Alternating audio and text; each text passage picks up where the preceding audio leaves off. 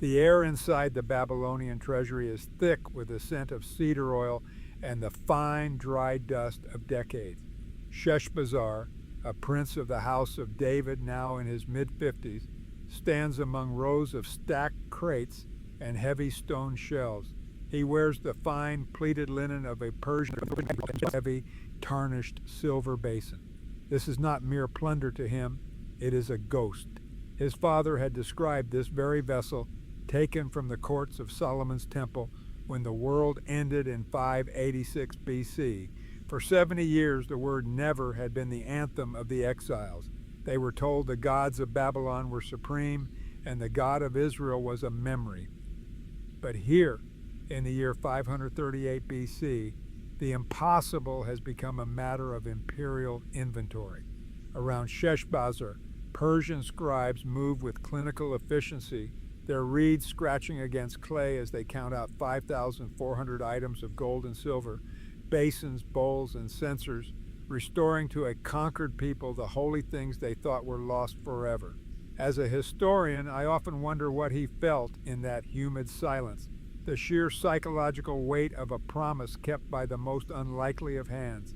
This moment in the shadows of a Babylonian storehouse marks the beginning of a journey that would change the course of biblical history, taking Sheshbazzar from the comforts of the East back to a city of ruins. It is the story of a sudden reversal, where the geopolitical machinery of an empire aligned with the ancient cries of a captive people. Sheshbazzar looks up from the silver basin, the rhythmic scratch of the scribe's reeds echoing in the vaulted treasury. This administrative act is the physical manifestation of a decree that has just upended 7 decades of exile. To understand how he came to be here, we must look beyond these thick walls to the intersection of the biblical text and the cold reality of Persian geopolitics. The opening chapters of the book of Ezra record a proclamation from Cyrus the Great, a conqueror who claimed his authority from the heavens. But to see the world as Sheshbazzar saw it, we have to piece together a complex puzzle of history and archaeology. Our journey follows the trail of the Al-Yahudu tablets, cuneiform records that pull back the curtain on how Judeans actually lived in the heart of Mesopotamia. We will look at the famous Cyrus Cylinder to see if the king's mercy was a unique favor or a calculated imperial strategy. We will also confront the grim archaeological reality of Jerusalem in the mid-6th century BC, a city that was, at this moment, little more than a memory covered in weeds and scorched earth. Our goal is to understand how a foreign king, a worshiper of other gods, became what the prophet Isaiah identified as the anointed or shepherd of the God of Israel. To do this, we rely on the primary biblical accounts in Ezra and Isaiah, the observations of ancient historians like Herodotus and Xenophon, and the silent testimony of the stones themselves. For Sheshbazzar, this wasn't a scholarly debate, it was the hinge upon which his entire life and the life of his nation was about to turn. He had lived his life under the shadow of the Babylonian sun, but the dawn now breaking was Persian. As Sheshbazzar watches the silver being packed, he likely thinks of the world outside these treasury walls, the world his people had built over 70 years. We must be careful not to imagine the Babylonian exile as a sprawling prison camp of chain gangs and whips. The historical reality supported by archaeology tells a more nuanced story of settlement. In the late 20th century, a collection of cuneiform tablets known as the Al-Yahudu, or City of Judah tablets, came to light. These administrative records, dating from the time of Nebuchadnezzar through the early Persian period, reveal Judeans fully integrated into the Mesopotamian economy. We see names of Judean exiles appearing in contracts for grain, dates, and taxes. They were farmers and traders. They were settled. For a man of Sheshbazzar's standing, the life his family had carved out by the irrigation canals of the Euphrates was likely one of relative comfort and stability. He stands now in a moment of profound internal conflict. Behind him lies the prosperity of a global empire. the blessing of peace that the prophet Jeremiah had once urged the exiles to seek while in captivity. Before him lies a 900-mile trek through a wilderness of heat and dust, leading only to a pile of blackened stones. It is the classic tension of faith, the comfort of the present versus the calling of the promise. To stay was to remain a successful subject of an empire. To go was to reclaim an identity that the world thought had been extinguished. Sheshbazzar's hands, resting on the cold silver, represent the choice of an entire generation. They had learned to live and even thrive in the heart of the golden city of Babylon, but they were about to witness its sudden world-shaking transition. He had watched his people plant gardens and build houses, just as the prophets had said, but the political winds were shifting and the city of gold was about to face its final hour. The transition of power Sheshbazzar witnessed was not the chaotic bloodbath usually associated with the collapse of an ancient empire. In late 539 BC, the political geography of the world shifted overnight. We find a remarkable record of this moment in the Nabonidus Chronicle, a cuneiform tablet that details the end of the Neo-Babylonian era. According to this chronicle, the Persian general Ogbaru entered the city of Babylon without a battle. The gates were opened and the conquerors marched in peaceably. Sheshbazzar might have stood upon a flat rooftop, his eyes fixed on the brilliant blue-glazed bricks of the Ishtar Gate. He would have heard the rhythmic march of the Persian immortals, their spears glinting in the twilight, but he would not have heard the screams of a sacked city. For a man whose family had been brought here in chains and tears 70 years prior, this was a surreal reversal.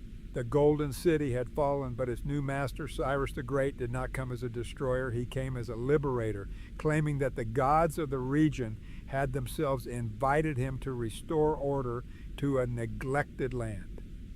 If you want to go beyond this episode and see the wider historical world around the Bible, I gathered these studies in my book. There I go deeper into maps, empires, chronology, sources, and disputed questions that cannot fit fully into one video. The link to the book is in the description. Now let us return to the person at the center of this story and to the world he had to live through. Sheshbazzar was now an official in a new world order. The Achaemenid Persians were unlike any empire the Near East had ever seen. While the Assyrians and Babylonians had maintained control through mass deportations and the crushing of local identities, the Persians adopted a policy of calculated tolerance. This shift was not merely a matter of kindness. It was a sophisticated method of imperial management. By allowing subjects to return to their homes and rebuild their temples, the Persians turned restless captives into loyal, tax-paying buffers on the edges of their vast territory. For Sheshbazzar, this meant the administrative machinery of an empire was finally aligned with the ancient promises of his faith.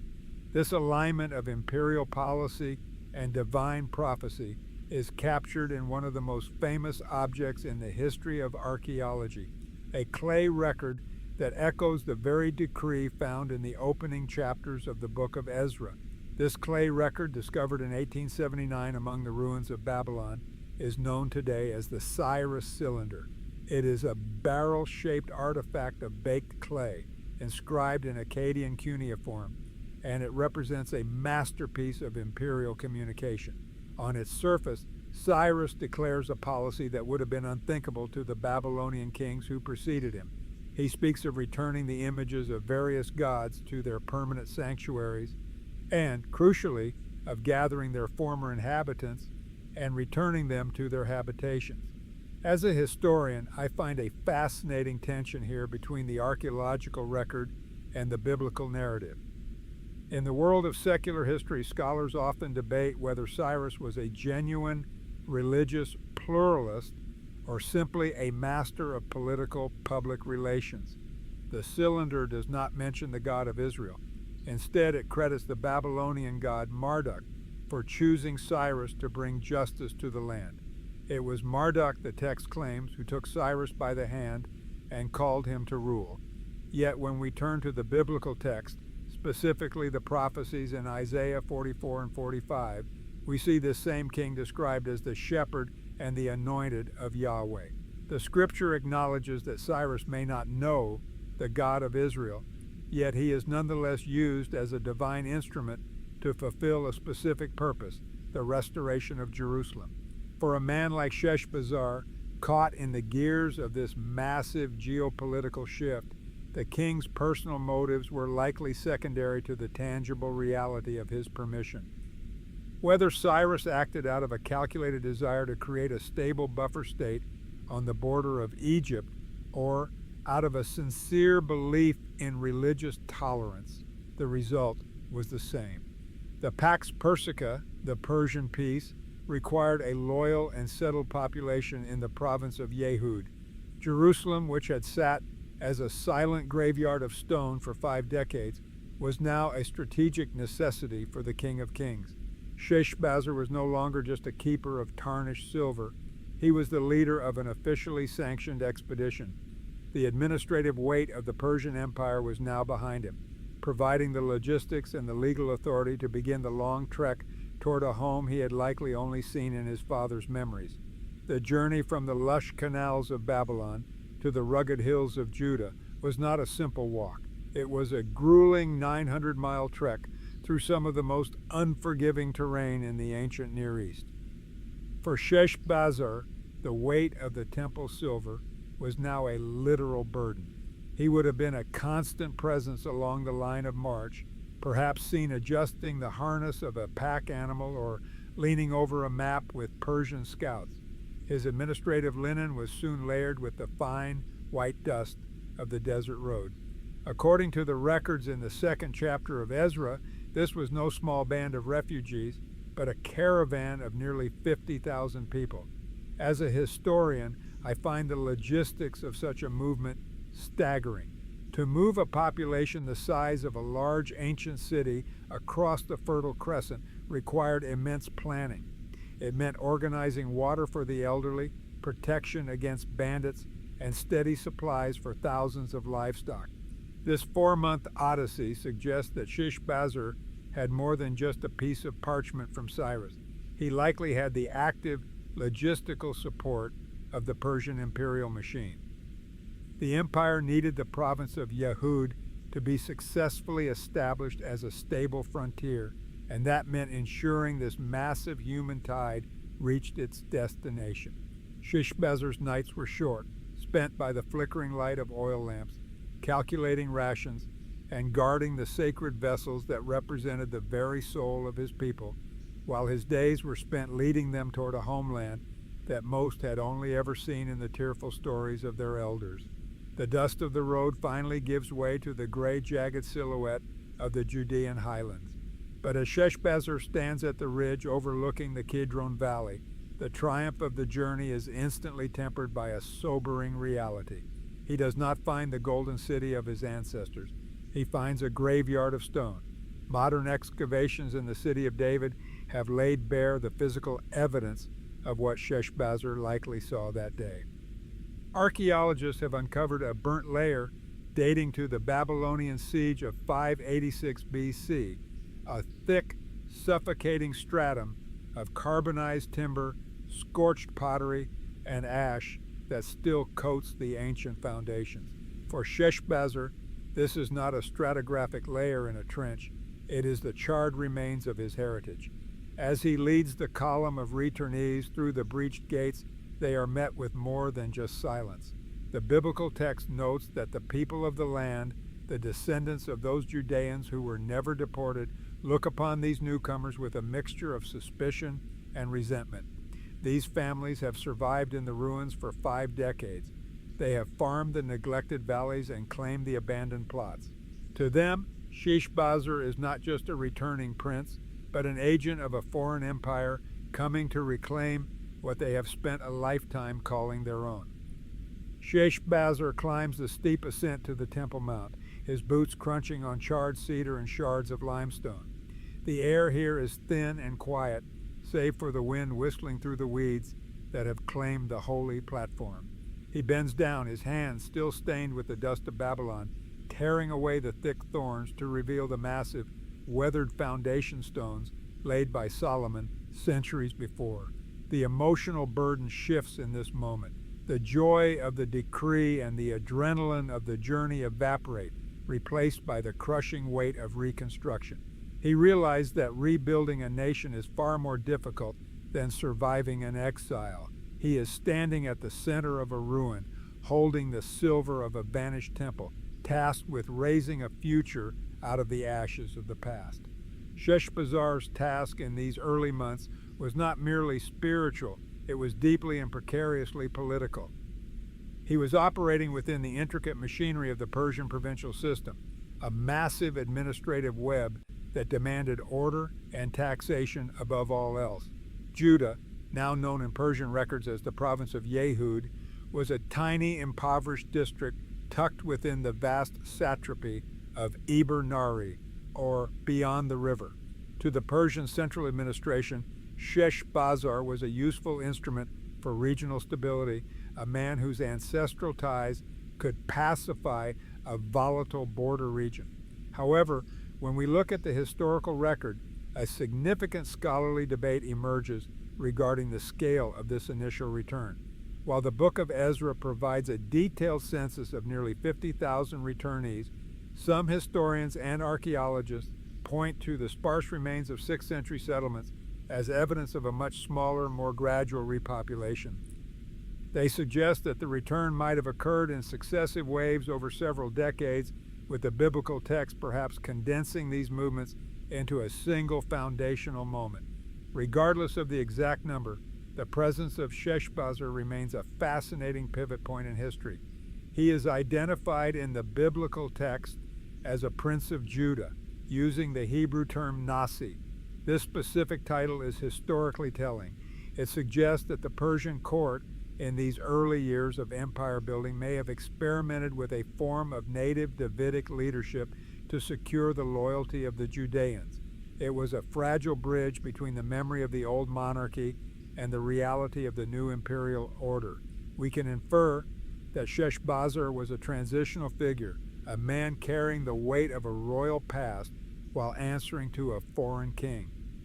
Eventually, the Persians would move toward a system of appointed governors like Zerubbabel and later Nehemiah, but for now, Sheshbazzar had to navigate the demands of the Persian satrap in Damascus while managing the growing friction in the ruins of Jerusalem. He was a leader caught between two worlds, trying to plant the seeds of a nation in soil that had grown cold and hard. The 7th month arrived, a sacred time on the Judean calendar, and with it came a moment of profound decision that would define the spiritual identity of the returnees. According to the record in Ezra chapter 3, the people gathered as one man in Jerusalem. But they did not begin by laying the massive foundation stones of a new temple, nor did they prioritize the construction of defensive walls to protect themselves from the local factions who viewed their arrival with open hostility. Instead, they focused on a single exposed point of stone, the site of the ancient altar.